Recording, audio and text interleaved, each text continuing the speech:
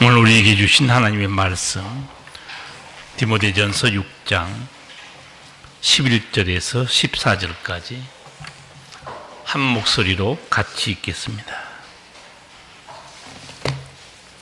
디모데전서 6장 11절에서 14절입니다. 오직 너 하나님의 사람아, 이것들을 피하고 의와 경건과 믿음과 사랑과 인내와 온유를 쫓으며 믿음의 선한 싸움을 싸우라. 영생을 취하라. 이를 위하여 내가 부르심을 입었고 많은 증인 앞에서 선한 증거를 증거하였도다. 만물을 살게 하신 하나님 앞과 본디오 빌라도를 향하여 선한 증거로 증거하신 그리스도 예수 앞에서 내가 너를 명하노니 예수 그리스도 나타나실 때까지 점도 없고 책망받을 것도 없이 이 명령을 지키라. 아멘.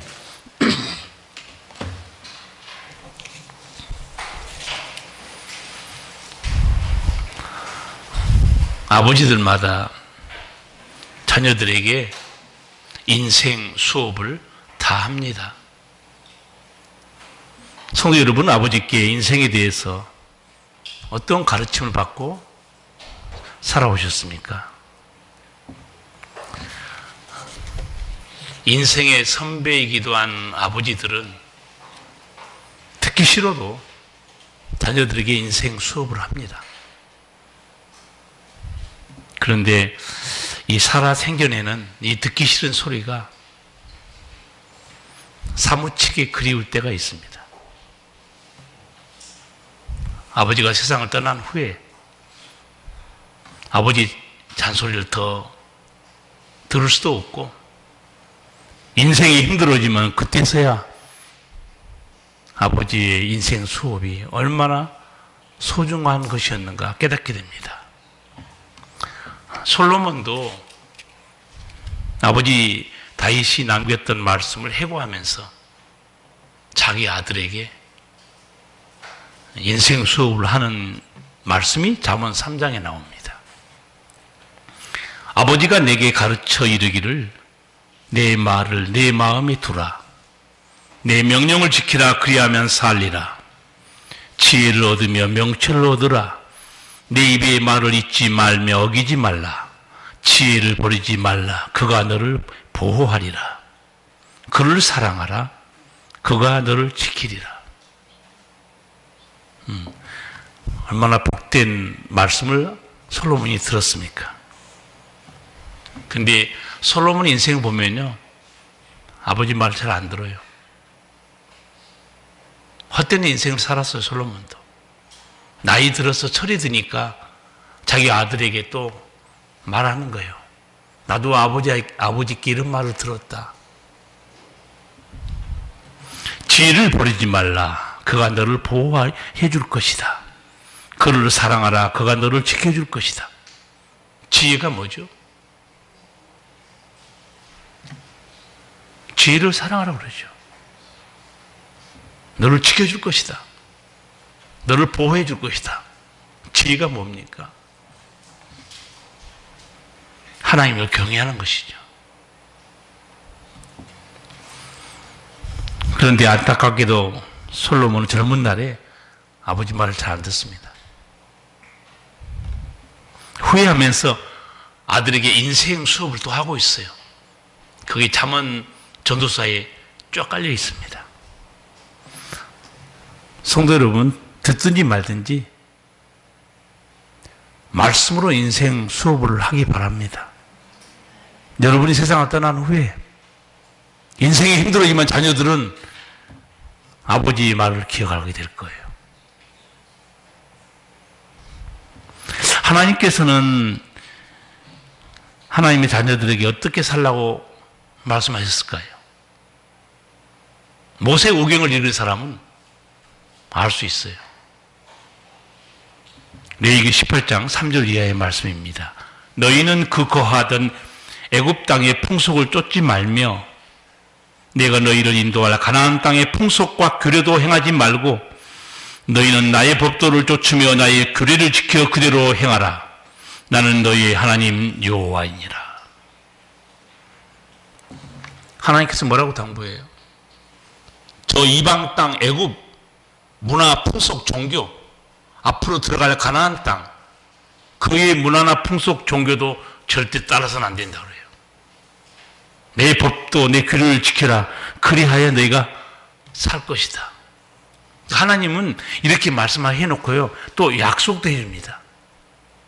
신명기 5장 29절, 다만 그들이 항상 이 같은 마음을 품어 나를 경외하며 나의 모든 명령을 지켜서 그들과 그 자손이 영원히 복받기를 원하노라. 하나님은 그 자손에까지 영원히 복주기를 원하시는 거예요. 이방 풍속을 쫓아가면 안 된다. 지금 세계의 교회가 어떻게 돌아가는지 혹시 아세요? 먹고 살기 바쁘시니까 관심이 없겠지만 분명히 하나님은 세속, 문화, 풍습, 교회에 끌어들이지 말라고 그랬어요. 지금 영국, 캐나다, 미국 차별금지법을 통과시켰습니다. 하나님은 차별하지 말라고 그랬어요. 그런데 죄악된 문화, 죄악된 풍속, 악한 관습도 받아들이란 말이에요.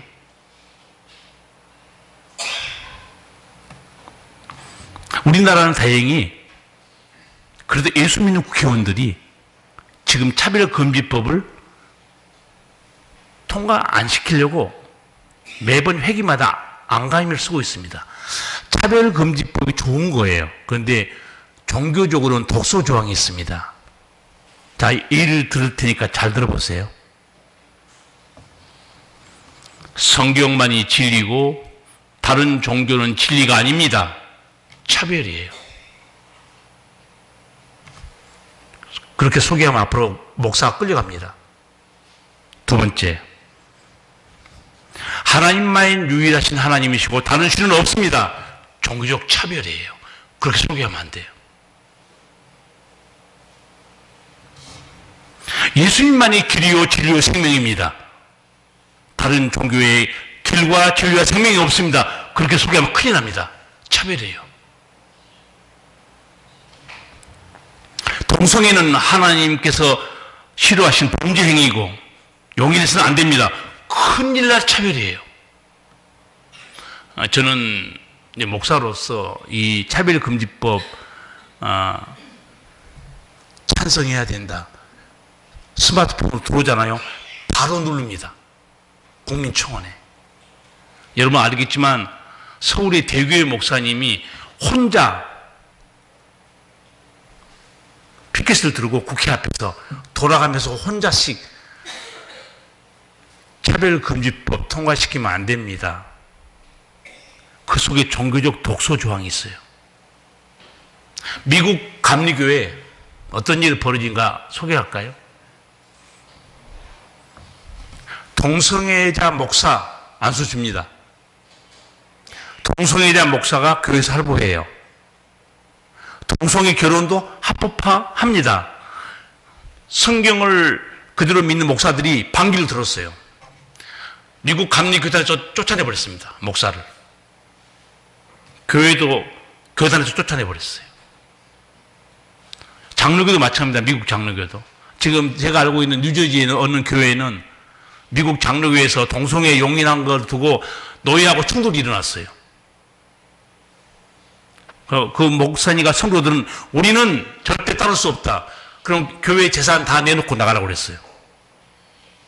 노예 소속이니까. 우리 교회도 오늘 또 유지재단에 가입한 문제로 재직해 하게 되는데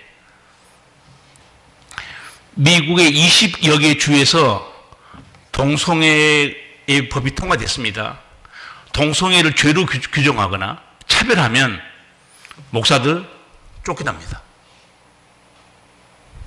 하나님께서 뭐라고 그랬죠? 이스라엘 백성들에게 애굽의 문화와 풍속, 가나안 땅의 문화 풍속을 쫓으면 안 된다고 그랬어요. 하나님께서. 여러분 하나 물어볼게요. 동성애가 문화입니까? 풍속이에요? 생리적 현상입니까? 로마서 1장 26절에 한번 읽어드릴게요. 하나님께서 저희를 부끄러운 욕심에 내어버려 두셨으니 곧 저희 여인들도 순리대로 쓸 것을 바꾸어 영리로 쓰며 이와 같이 남자들도 순리대로 여인 쓰기를 버리고 서로 향하여 음욕이 불릴 듯하며 남자가 남자로 더불어 부끄러운 일을 행하여 저희의 그릇 때문에 상당한 보응을 그 자신에 받았느니라. 나는 미국 교회, 영국 교회, 캐나다 교회, 우리에게 복음을 전해준 나라들이에요. 어떻게 된 거예요, 지금? 성경에 하나님께서 범죄를 규정했는데 그거 차별하면 안 돼. 그거 인정해. 하나님은 어떻게 했어요?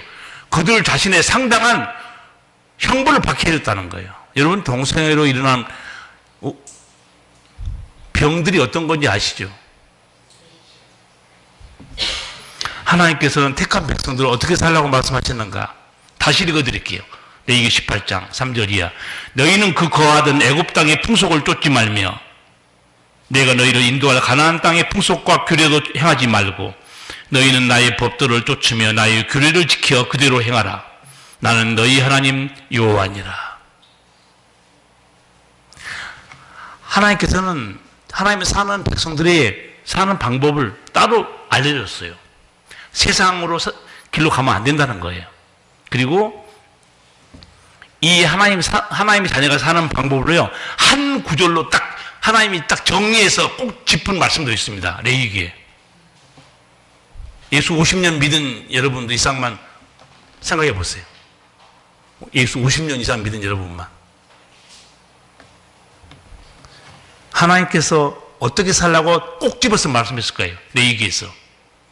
제가 참회 기도할 때마다 가끔 언급합니다. 내가 거룩하니 너희도 거룩할지어다. 이게 성도가 사는 법이에요. 여러분, 사람마다 사는 법이 다 다르죠? 믿지 않는 사람들은 어떻게 삽니까? 그들이 사는 법이 따로 있어요. 예수 믿는 사람은 어떻게 살아야 돼요? 가는 길이 다릅니다.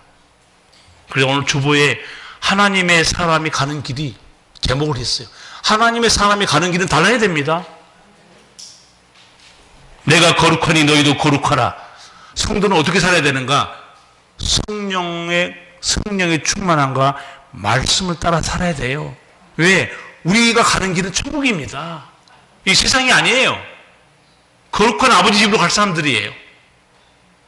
뭘 얼마나 누리겠다고 이 세상에서 더러운 짓거리 하면서 살아야 됩니까?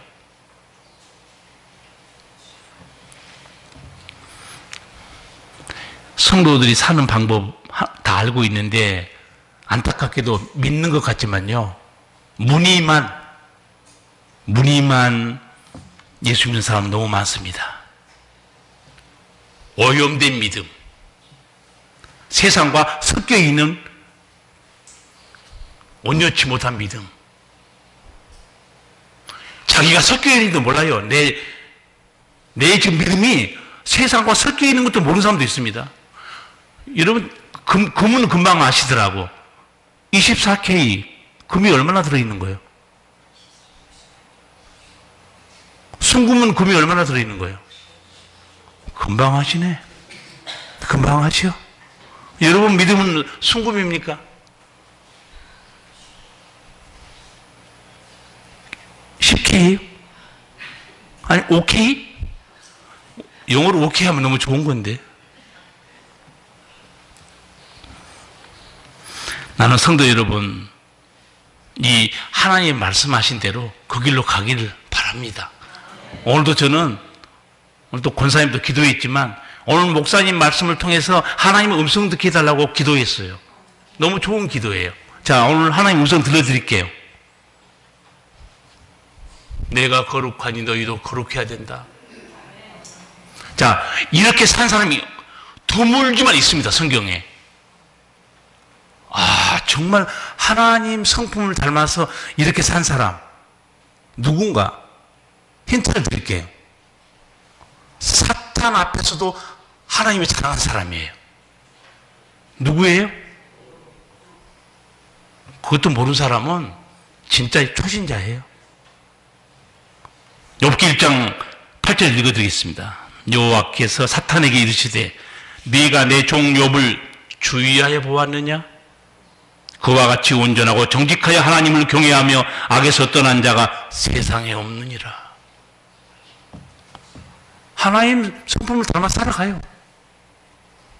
오늘 여기 나는 오늘 예배 드리러 왔어. 예배만 드리고 가면 돼. 여러분 착각하지 마세요.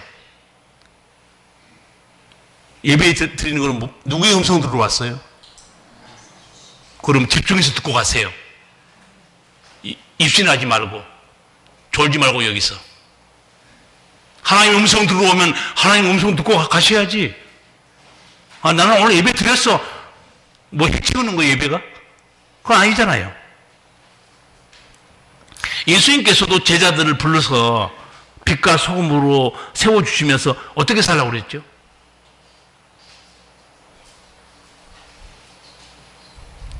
예수님께서 빛과 소금이다 말씀하면서 어떻게 살라 한 거 기억 안 나세요?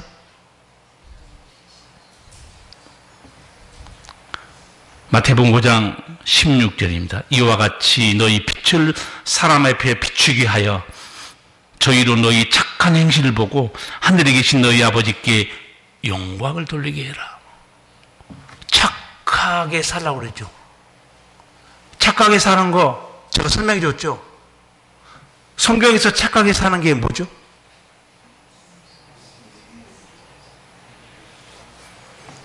다행히 아는 사람들이 있어서 다행입니다. 그것도 모르고 있으면 너무 수없이 가르치는데 안타깝잖아요. 착하게 사는 게 뭔지 미가 선지자도 알려줬고 예수님도 말씀했어요. 착하게 사는 게 뭐예요? 세 가지죠? 그렇죠. 공의를 행하며 인자를 사랑하며 겸손히 내 하나님과 함께하는 것이 아니냐? 예수님은 아주 간략하게 한 단어씩만 설명했죠. 마태복음 23장 23절에서 의와 인과 신, 그러면서 예수님이 말해요. 율법 중에서 가장 중요한 것이 의와 인과 신이라는 거예요. 공의, 예수님 한 단어로 말했죠. 인자, 인으로 한 단어로 말했습니다. 겸손히 하나님과 동행하는 거, 신 한 단어로 말씀했죠. 이 삶이 착한 삶이라는 거예요. 하나님 보실 때 공의, 의가 뭡니까? 깨끗하고 정직하게 사는 거예요. 인은 뭡니까? 남을 불쌍히 여기고 사랑의 손길을 펴는 거예요. 설명할 필요가 없어요. 예수님의 동생이 쓴 성경책 여기 신약에 들어있죠. 예수님의 친동생이 쓴 성경 뭐죠?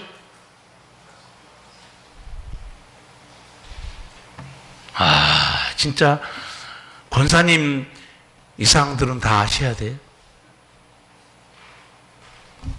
야고보서, 유다서, 예수님의 친동생이 쓴 성경입니다. 원래 친동생들은 예수님 안 믿는 사람들이었어요. 근데 오순절날 성령 받고 부활하신 예수님 만나고 나서 완전히 뒤집어집니다. 그리고 예수님이 했던 그 말씀들이 기억이 났는지 이 의와 인과 신, 이걸 야고보가 뭘로 달리 표현하지 제가 얼마 전에 말씀드렸는데, 거룩한 습관 설명하면서 뭐에 힘쓰라고 그랬죠? 경건에 힘쓰라고 그랬죠. 야고보가 예수님이 말한 이 의와 인과 신, 이걸 야고보는 경건이라고 설명해 줍니다. 야고보서 1장 27절입니다. 하나님 아버지 앞에서 정결하고 더러움이 없는 경건은 곧 고아와 과부를 그 환난 중에 돌아보고 또 자기를 지켜 새 속에 물들지 아니하는 이것이니라. 이게 선한 행동입니다. 고아와 과부를 돌아보는 거예요. 그게 뭡니까? 예수님 말한 대로 의와 신 중에서 뭐예요? 인이죠. 새 속에 물들지 않는 거, 그게 뭡니까? 착한 행실 중에 하나님과 동행하는 거죠. 그런데 야곱은 하나 더 설명해요. 이렇게 해도 자기 입에다 재가 물리지 않으면 그 사람의 경고는 헛것이라고 그래요. 여러분, 말로 다 말아먹는 사람 있죠. 공치사 해가지고. 그러면 그 사람의 경고는 헛것이라는 거예요. 정말 그건 사실은 같아요. 그렇게 사랑과 은혜를 베푸는데 말 한마디 잘못하면 어떻게 돼요? 다 말아먹어요. 야곱하고 추적한 겁니다. 남을 도와주고 보살펴줘도 신앙생활 거룩하게 잘한 것 같아도 내 입에 재가 물리지 않으면 너 경고는 헛것이라는 거예요. 거룩한 습관에 대해서 설교하면서 경건을 훈련하라고 그랬죠. 여러분, 은혜 받았다고 깨달았다고 변화되면 얼마나 좋겠어요. 거룩한 습관을 들이지 않으면요 변화 안 됩니다.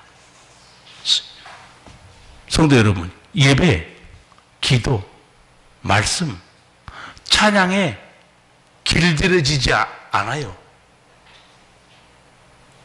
그런 사람이 예수님의 모습을 닮아 살아갈 수 있을까요? 헌신과 섬김, 십자가의 길에 전혀 길들여진 적이 없어요.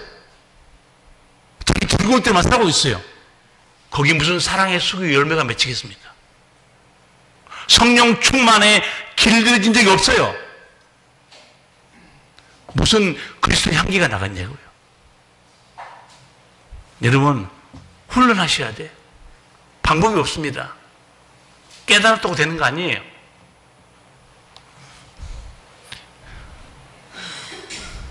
몸의 건강도 여러분 훈련하셔야 돼요.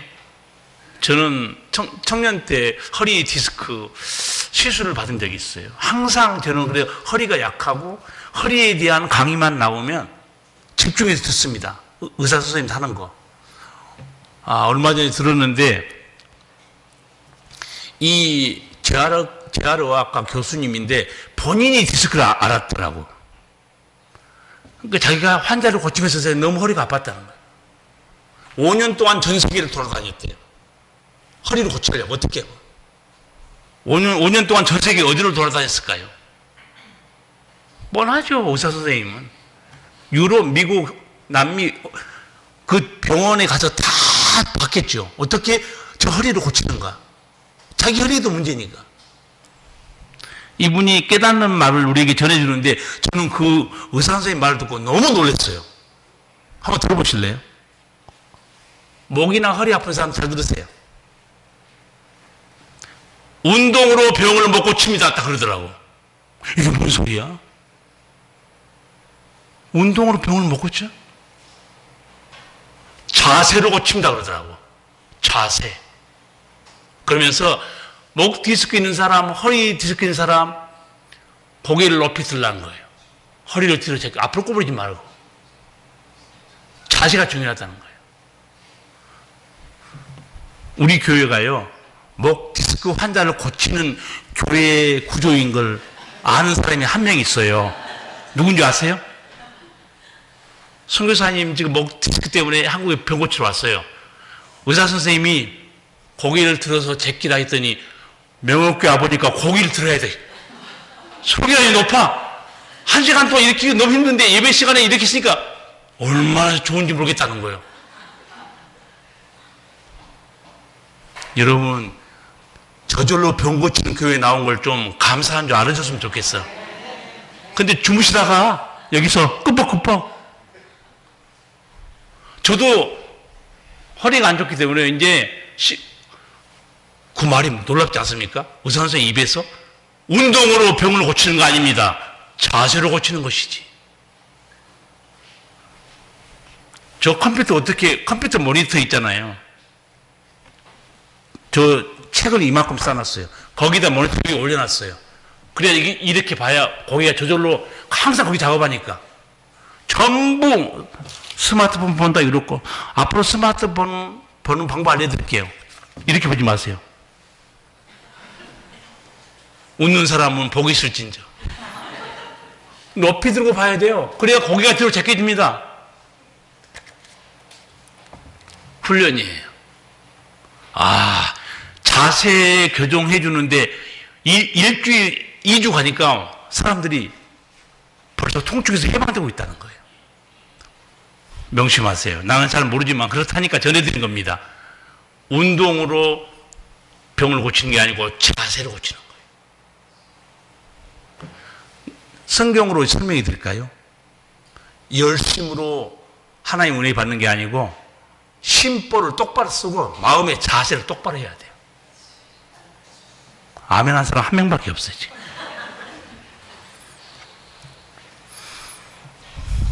여러분, 훈련하셔야 돼요.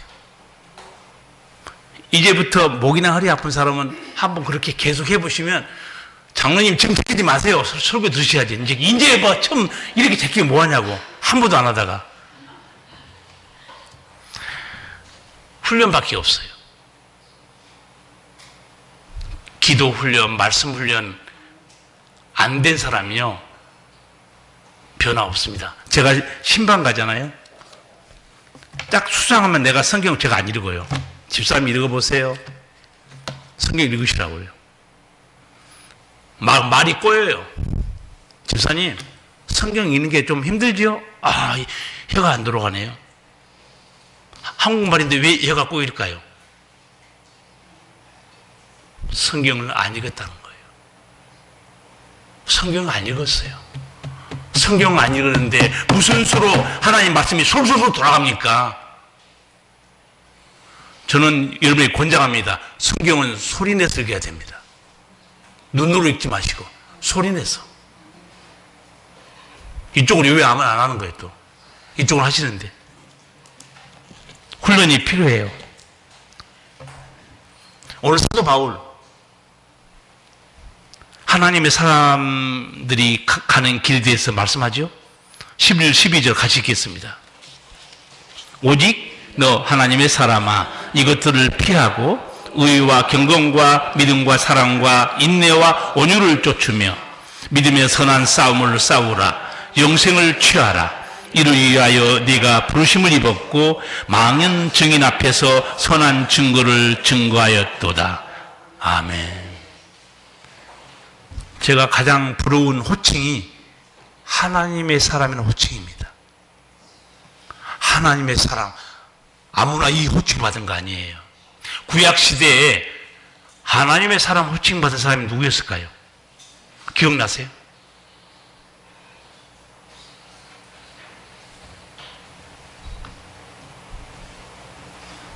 누가 하나님의 사람의 호칭을 받았을까요? 모세, 다윗, 사무엘, 엘리야, 엘리사. 아무나 하나님의 사람의 호칭 안 줍니다. 정말 존경하고 부러운 호칭이 하나님의 사람의 호칭이에요. 그런데 지금 바울이 누구에게 너 하나님의 사람아 그러고 부르는 거죠? 누구에게 지금 부르는 거예요? 디모데입니다. 오늘 우리 디모데 전서 읽고 있잖아요. 신약 성경에서는요, 예수님의 보혈로 제수심 받고 하나님의 자녀가 된 신실한 믿음을 가진 사람들을 하나님의 사람으로 호칭해 줍니다. 나는 여러분이 그런 호칭을 받으시기 바라고. 여러분 무덤에 비석, 물론 자녀가 세우겠지만 여러분 비석에다가 이렇게 쓰라고 내가 알려줬죠? 비석에다가 뭐라고 쓰라고 그랬어요? 무슨 파악, 무슨 그 이상 쓰지 말고 하나님의 사람 여기에 잠들다. 지나가다 누가 봐도 이건 누구야? 하나님의 사람 여기 잠들다. 멋있잖아요? 근데 여러분 쓰고 싶어도요, 자식들이 안 써주면 그만이에요. 그러니까 비석을 만들어 놓으세요.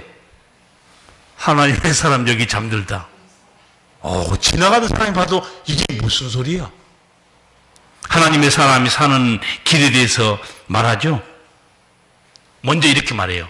너가 반드시 피해야 될 것이 있다 알려줍니다. 11절. 오직 너 하나님의 사람아 이것들을 피하고. 뭘 피하라는 거예요? 성경에 자세히 보세요. 뭘 피해야 되는지. 그 앞에 있는 4절에서 10절 사이에 있는 이 악하고 더러운 것들을 피하라고 말한 겁니다. 하나님의 사람들은 거짓된 진리를 피해야 된다. 돈 사랑하는 거 피해야 된다. 세상 사람이 가는 죄인의 길에 오만한 자리에 가는 길을 피해야 된다. 아까 말씀드린 세상 풍속 문화 피해야 된다. 여러분, 이건 따라가면 안 됩니다. 따라가야 될 것이 있어요. 따라가야 될 게 뭡니까? 두 번째, 의와 경건과 믿음과 사랑과 인내와 온유를 쫓으면 이건 너가 따라가야 된다는 거예요. 여러분, 오늘 말씀 잘 받아가세요. 아, 이것들은 내가 피해야 되는구나. 이거는 내가 쫓아가야 되는 거구나. 반대로 하면 안 됩니다. 제가 간략하게 설명해 드릴게요. 의. 아주 쉽게 말씀드리면 의가 뭔가요? 정직하게 사는 겁니다. 깨끗하게 사는 거예요. 거짓말하지 않는 겁니다. 양심을 속이지 않는 거예요. 너는 이거는 쫓아가야 돼. 두 번째, 경건. 제가 말씀드렸죠. 경건은 하나님께 신실한 사람을 말합니다. 예배에 신실하고 말씀에 신실하고 맡은 자기 사명에 신실한 사람. 너는 그거는 쫓아가야 돼. 세 번째, 믿음. 어떤 상황에서도 전적으로 하나님만 신뢰해야 된다. 너는 이 길은 꼭 가야 돼요. 그 다음에 사랑. 누구의 사랑인가? 생명을 주신 하나님의 사랑으로 행하는 그 길로 너는 가라. 그리고 인내. 인내는 여러분에게 몇 번 말씀드렸는데 제가 인내라는 단어를 보고 은혜를 참 많이 받았어요. 인내는 그냥 참는 게 아니에요. 우리 한문에는 그냥 참는 걸로 돼 있어요. 인내가. 그런데 이 성경의 인내라는 단어는 어떠한 시험, 유혹, 고난, 아픔이 와도 꺾이지 않는 믿음으로 자리를 지키는 걸 말합니다. 무슨 자리를 지키는 걸까요? 믿음의 자리를 지키는 겁니다. 성경의 인내는 그런 뜻이에요. 너무너무 다른 뜻입니다.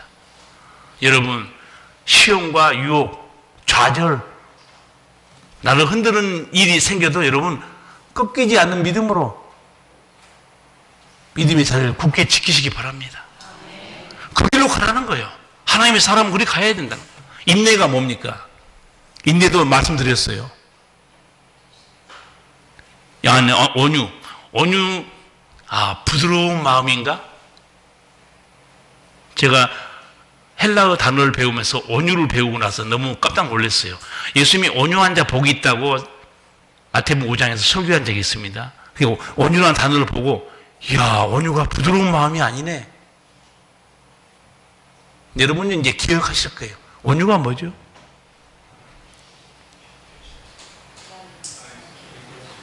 예, 길들여지다는 단어입니다. 길들여지다. 여러분 지금까지 뭐에 길들여지고 살았어요? 죄, 세상 것. 그런데 예수 믿고 나면 누구한테 길들여져야 돼요? 예수님, 말씀, 성령. 그래서 온유를 쫓아간 것은 너는 이제 하나님의 성품에 길들여져야 한다. 그 길로 가라는 거예요. 난 여러분에게 오늘 하나님의 말씀을 좀 다 전달할 뿐입니다. 말씀 잘 받아가세요. 세 번째, 믿음의 사람들이 싸워야 할 것이 있다고 알려줍니다. 12절로 같이 읽겠습니다. 믿음의 선한 싸움을 싸우라. 영생을 취하라. 이를 위하여 네가 부르심을 입었고 많은 증인 앞에서 선한 증거를 증거하였도다. 아멘. 이것도 그냥 읽으면 망해날 수 있어요. 믿음의 선한 싸움이 뭐 같아요? 믿음의 선한 싸움을 싸우라는 거예요. 여러분은 어떻게 생각합니까? 믿음의 선한 싸움을 싸우라는 게? 제가 볼 때는요, 성도에게 있어서 믿음만큼 중요한 건 없어요. 여러분도 인정할 거예요. 왜냐하면 영생을 뭘로 얻습니까? 믿음으로 얻죠. 병의 치유를 뭘로 받습니까? 기적을 어떻게 뭘로 체험합니까? 하늘의 복을 뭘로 받습니까? 믿음이에요. 성도에게는 믿음이 전부입니다. 그래서 이 믿음의 선한 싸움을 싸우라고 말한 이 단어를 학자들은 어떻게 해석하는가? 내 마음에서 내 믿음이 흔들리지 않도록 견고하게 지키어서 싸우라는 거예요. 절대 이게 무너지면 안 된다는 거예요. 저도 이거 굉장히 은혜 받았어요. 믿음의 선한 싸움이 이거구나. 어떠한 상황에서 내 믿음이 흔들리지 않도록 싸워서 이기라는 거예요. 이 믿음이 모든 것이기 때문에. 성도는 믿음 하나 잃어버리면 다 잃어버리는 거예요. 안산에 그 목사님 한번 은퇴하셨는데 위암으로 고생하다가 치유받았어요. 얼굴이 빼짝 말라가지고 설교한 거 듣다가 제가 은혜 받았어요. 뭐라고 설교하는가? 믿음이 설교하면서 이렇게 말해요. 성도 여러분, 절대 믿음을 잃어버리면 안 됩니다. 살다 보면 병도 들고 재물도 잃어버리고 어려움도 당하고 다 망가질 수 있습니다. 그러나 믿음만 있으면 다 회복됩니다. 설교하시더라고. 아멘이에요. 믿음만 있으면 다 회복됩니다. 하나님이 다 채워줘 버려요. 그래서 믿음의 선한 싸움을 싸우라는 게 이게 어마어마하게 중요한 말입니다. 내 마음에서 내 믿음이 흔들리지 않도록 굳게 싸워서 지키라는 거예요. 이제 여러분이 알고 있는 것들 점검해 볼게요. 내 믿음을 흔드는 게 여러분 사람마다 달라요. 뭐라고 생각하세요? 내 믿음을 흔드는 게 있다. 사람마다 다 다릅니다. 내 믿음을 흔드는 게. 돈입니까? 아니면 세상 것이에요? 내 믿음을 흔드는 게 뭐예요? 재물입니까? 아니 인내가 부족한 거예요? 아니면 게으른 겁니까? 여러분 알아서 내 믿음을 흔들어서 하나님 앞에 나오지 못하게 하고 점점 세상으로 끌어 당기는 게 뭔지 여러분 스스로 알고 있어요. 싸워서 승리하기 바랍니다. 그래야 우리가 그리스도께 영광 돌리고 세상의 복의 통로로 살 수 있는 거예요. 예수님이 비유가 서너 가지 돼요. 비유로 분류해 보면요, 반 이상이 돈과 재물이 된 비유입니다. 그럼 눈치채시겠죠? 우리 믿음을 흔드는 게 뭔지 여러분 눈치채겠죠? 예수님 비유가 서너 개 돼요. 제가 확인해 보니까. 그 중에 반 17개 정도가 돈과 재물에 대한 가르침입니다. 구절 한번 같이 읽어볼까요? 얼마나 중요하고 바울이 말하고 있는지 9절 같이 읽겠습니다. 부하리 하는 자들은 시험과 올무와 여러 가지 어리석고 해로운 정욕에 떨어지나니 곧 사람으로 침륜의 멸망에 빠지게 하는 것이라. 돈을 사랑함이 일만하게 뿌리가 되나니 이것을 사모하는 자들이 미혹을 받아 믿음에서 떠나 많은 근심으로써 자기를 찔렀도다. 아멘. 부하려고 하는 거 잘못된 거 아니에요. 돈 많이 버는 것이 뭐 잘못된 건 아니죠. 근데 부하려고 하다가 올무와 시험에 걸렸다는 것은 뭘 의미하세요? 악한 방법으로 한 겁니다. 여러분, 이스라엘, 야곱 이름이 이스라엘로 하나님이 바꿔준 거 제가 설명해 줬죠. 야곱의 원래 이름 뜻이 뭐예요? 속이는 자, 발꿈치를 잡은 자가 야곱이라는 뜻이죠. 하나님이 이름 바꿔주죠. 앞으로 이름 너는 그렇게 쓰지 말라. 뭘로 이름 바꿔줘요? 이스라엘 뜻이 뭐죠? 하나님과 씨름해서 이겼다는 거예요. 제가 설명해 드렸습니다. 성도 여러분, 야곱처럼 살면 안 됩니다. 뭘 움켜잡으려고 더러운 방법으로 살면요, 더러워지고 비굴하고 비참하게 돼요. 하나님하고 시험하세요. 필요한 거 있으면 아버지께 달라 하세요. 세 사람은 그대로 응답되기 바랍니다. 늦었어 이제. 하나님하고 씨름해야지 왜 사람하고 그렇게 부하려고 하다가 올무에 걸리고 믿음도 잃어버리고 완전히 망합니까? 성도는 하나님의 채우시는 은혜로 사는 사람이 진짜 복된 성도예요. 그렇죠. 하나님이 은혜로 채우신 그걸 살아야지.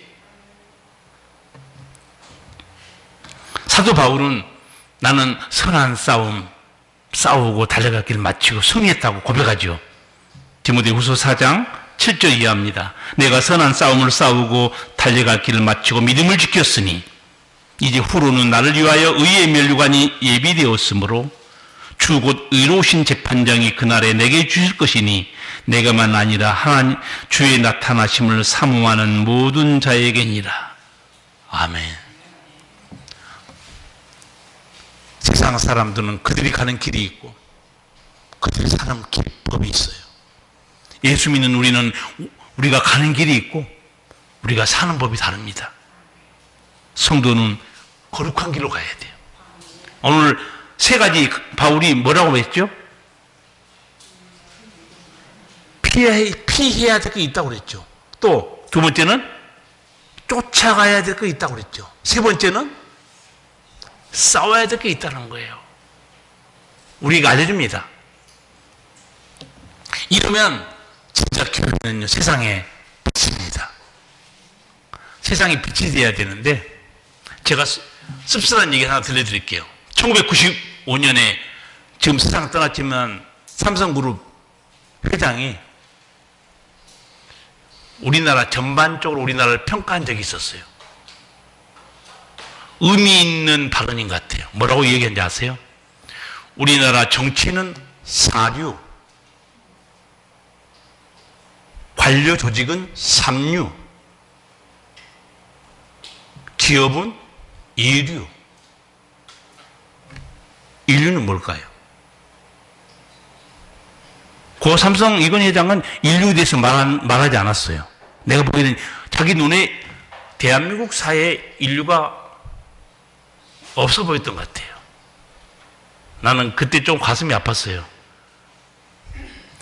우리나라 인류는 종교입니다.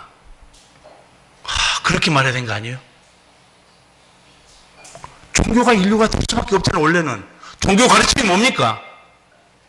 사랑, 성결, 거룩, 희생. 제대로 살면 종교가 인류가 돼야죠. 다시 한번 말씀드릴까요? 여러분은 인정할 거예요. 우리나라 정치는 사류, 관료 조직은 삼류, 기업은 이류, 교회가 인류 돼야 되는데 없어요. 너무너무 안타깝게는 생각했어요. 지금 여러분 혹시 AI 들어봤어요? 인공지능 시대입니다. 저도 뭐 궁금해가지고요. 인터넷에서 이게 뭐야? 금방 찾아줘 그러면 인공지능이 10초 만에 촥 찾아줍니다. 와, 얼마나 똑똑한지 몰라요. 우리나라 1세대 AI 이호수 박사란 분이 국민일보에 나온 걸로 쭉 읽어봤어요. 미국 유학가서 공부하는데 집사람은 교회 열심히 나가는데 안 나가는 거예요. 어떻게 해서 끌고 나갔나 봐요. 과학자가 본 성경은 너무 엉터리 같았다는 거예요. 야, 이게 말이 되느냐? 그런데 과학의 세계로 깊이 들어가니까 점점 신의 존재를 생각할 수 않을 수가 없다는 거예요. 여러분, 과학적으로 깊이 들어가니까 이 세계가 존재한다는 거, 물질이 존재한다는 거, 이런 법칙이 있다는 거 너무너무 신비한 거예요. 그래서 하나님에 대해서 관심이 생긴 거예요. 그리고 성경을 집어들어서 딱 읽었는데 오늘 우리가 읽은 교동문, 오늘 교동문 우리 어디 낭독했죠? 거기 요한복음 나오죠. 요한복음 14장 6절을 읽고 이 박사가 너무 놀란 거예요. 나는 인생의 진리를 알려주는 선생이다. 그렇게 말했으면 이해가 됐는데, 아니 내가 진리다 이렇게 말하니까 이건 무슨 얘기야? 이거 사람의 논리가 아닌데? 그렇죠. 사람이 딱 들었을 때 여러분 나는 인생의 진리를 알려주는 선생입니다. 그러면 그런가 보다. 근데 예수님이 뭐라고 그랬어요? 알려주는 사람이요? 내가 곧 길이요? 진리요? 생명이다. 너무 충격받아가지고 하나님을 만나고 싶은 거예요. 그래서 교회에 나간 초짜 집사한테 나 하나님 만나고 싶은데 어떻게 하면 돼? 초짜답게 또 알려줬대요. 하루에 30조씩 기도를 하래. 하루에 30조. 초짜축을 잘 가르쳐준 거예요. 기도도 할지 모르는 사람한테 1시간 기도하라면 쓰러지지. 그러니까 하나님, 나 하나님 알고 싶어요. 한 30초 했나 봐요. 진짜 하나님 만나버렸어요. 뒤집어진 겁니다. 뒤집어져서 교회에 이제 들어왔어요. 교회에 들어와서 성도들의 삶을 보고 또 한 번 쇼크를 먹습니다. 그게 뭔지 아세요? 말과 행동이 일치 않는 사람이 너무너무 귀하다. 없다는 거예요. 말과 행동이 일치하는 사람이 너무너무 없다. 이 사람이 유명한 사람이 됐어요. 제자도 많고 자기에게 하나님 물어본 사람도 많았대요. 그런데 전도하면 그때마다 사람들이 뭐라고 반박하냐? 저는 한국교회 믿을 수 없어요. 거기서 답 찾지 못합니다. 자기가 너무 가슴 아프다는 거예요. 제가 이건희 회장이 평가한 내용을 설명했죠. 사실 이호수 박사가 이건희 말을 인용해서 국민의료부에 써놨더라고요. 우리나라 정치가 사류고 관료조직이 삼류고 기업이 이류인데 내가 보니 교회 안에 들어와 보니까 교회는 오류 정도 된 것 같다. 제일 꼴등이라는 거예요. 예수님이 계시는 교회, 거룩한 성령이 계시는데 1등 해도 이게 모자라면 없는데 내가 보니까 5등도 못한다는 거예요. 오늘 말씀 잘 받아가세요. 여러분이 한국교회를 인류로 만드시기 바랍니다. 여러분 만드셔야 돼. 기도로 만들고 행동으로 만드시기 바랍니다. 내가 여기저기서 빛과 소금으로 교회를 인류로 만드셔야 우리 주님이 기뻐할 거 아니에요? 예수님 뭐라고 그랬어요? 너희 착한 행실을 사람 앞에 행하여 하나님께 영광을 돌리게 해라. 오늘 말씀 받으면서 몇 가지 당부합니다.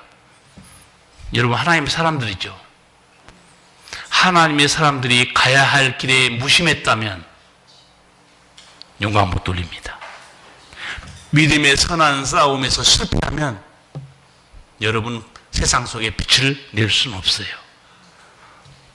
선한 행실, 성령 충만으로 살지 않으면 결국 교회는 천박한 오류로 전락합니다. 우리 오늘 하나님 말씀 받았습니다. 여러분 인류가 되셔야 돼요. 왜냐하면요,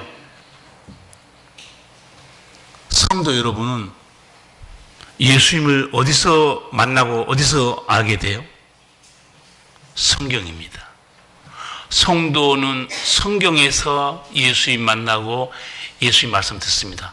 세상 사람들은 어디서 예수님 만나고 예수님 볼까요? 정리해 드릴까요? 성도는 성경에서 예수님 만나고 예수님 말씀 듣습니다. 그러나 세상 사람들은 우리에게서 예수님을 만나고 예수님을 듣습니다. 기가 막히게 어렵고 힘든 거예요. 성도는 세상 사람들은 여러분에게서 예수님을 만납니다. 여러분의 인품에서 예수님 말씀을 들어요. 근데 우리가 오늘 이 길로 안 가면 세상 사람들은 우리에게서 예수님을 못 봅니다. 예수님 말씀도 못 들어요. 그러니까 답이 없다고 말한 거죠. 나는 여러분이 교회를, 다른 종교는 모르겠어요. 교회를 인류로 만드시고 모두가 우르르 보고 교회로 가야, 저기가 소망이 있고 저기 가야 살 수 있다. 그런 교회를 만드시기를 바랍니다. 기도하겠습니다. 아버지께 세상을 이처럼 사랑하사 허물과 죄로 죽은 우리를 살리시어 하나님의 사람들로 만드셨고, 내가 거룩하니 너희도 거룩하라. 너희는 세상의 빛이다, 소금이다. 너희는 그리스도의 향기요 편지다 말씀했는데, 주님, 우리들이 이런 귀한 주님의 가르침은 아무 관심도 별로 없고, 딴 데만 몸병 고쳐주세요, 돈 벌어주세요, 자식 잘되게 해주세요, 빛과 소금에 관심도 없이 살았던 우리들에게 오늘 하나님 말씀을 듣게 하셨사오니, 말씀을 우리 들은 성도들 변화되고 새롭게 되어서 세상에 빛이 되고 다시 소금이 되어 세상을 살리며 착한 행실로 하나님께 영광을 돌리게 하옵소서. 예수님 이름으로 기도하옵나이다. 아멘. 찬송가